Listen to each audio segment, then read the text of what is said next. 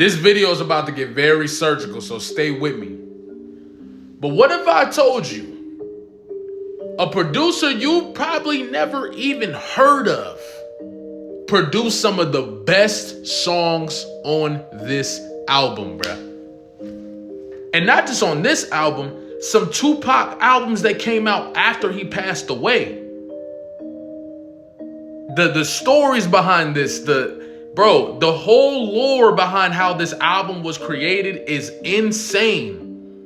And it's even crazier that a lot of people do not know some of the names that helped put this together.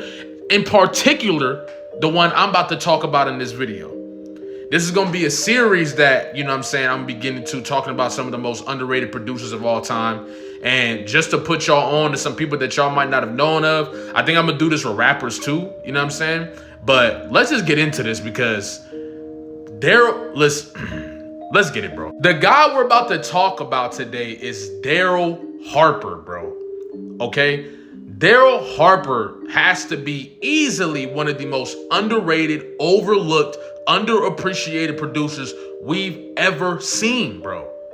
First of all, before I even get into the lore of the story, let me just show you his catalog, bro. Bro, what?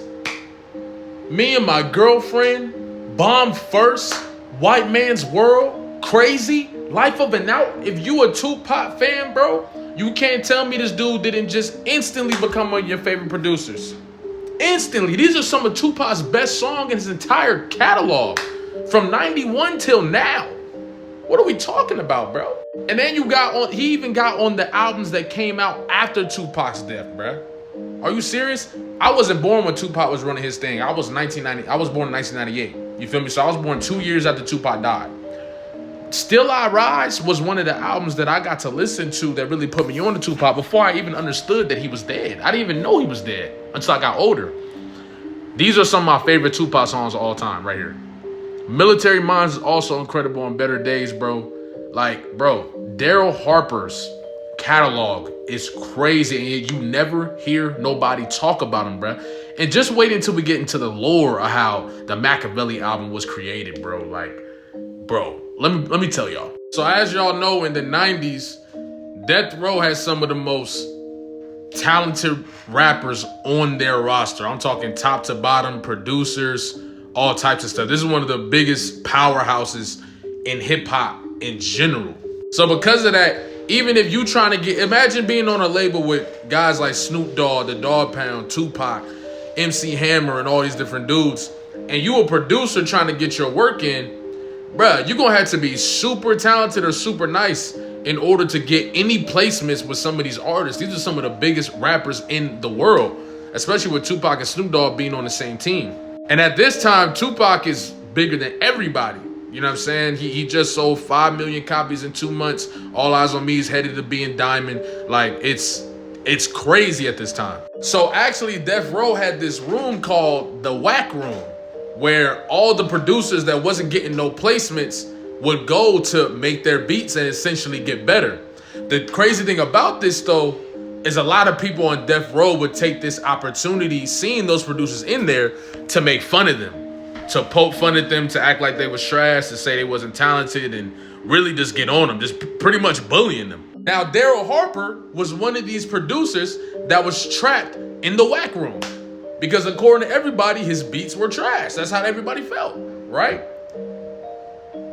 But Tupac actually approached him and started to work with him, and he didn't even know that the songs that he was producing, or some of the songs that Tupac would come downstairs and grab, were gonna end up on the Macavelli album. Okay.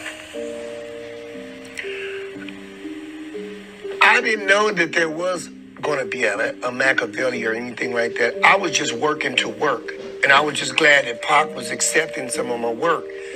Now, then it started becoming, I started hearing. So because Daryl Harper is so used to being in the Whack Room and not being treated as a true producer, he's just grateful that Tupac even wants to work with him on music in general.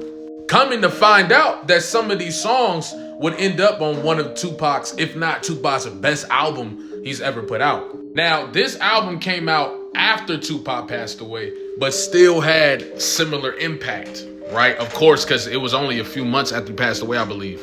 And to produce the songs that he produced, to contribute to the songs that he contributed on this album is crazy. And what makes it even crazier is that he's never respected or talked about in a great light when it comes to some of the OGs in the game. You don't hear Snoop Dogg talking about Daryl Harper.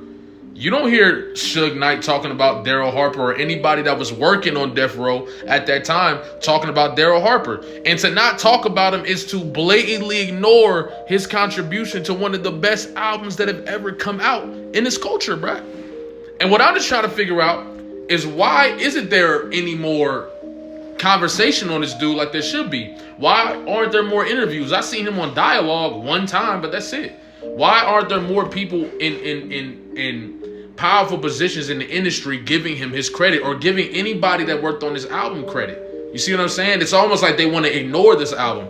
Really, the only thing that's keeping this album afloat in general is the people who love the album, the fans. You don't even hear people talk about this album for some reason. You see what I'm saying? And I think that is very interesting. I would love to see some type of, you know what I'm saying, motion picture, documentary, something on the creation of this album and the producers who played their part in creating this album, seeing them get their props and seeing them get their respect, because this should not go unseen. It shouldn't go unnoticed. I mean, once again, bro, what are we talking about here?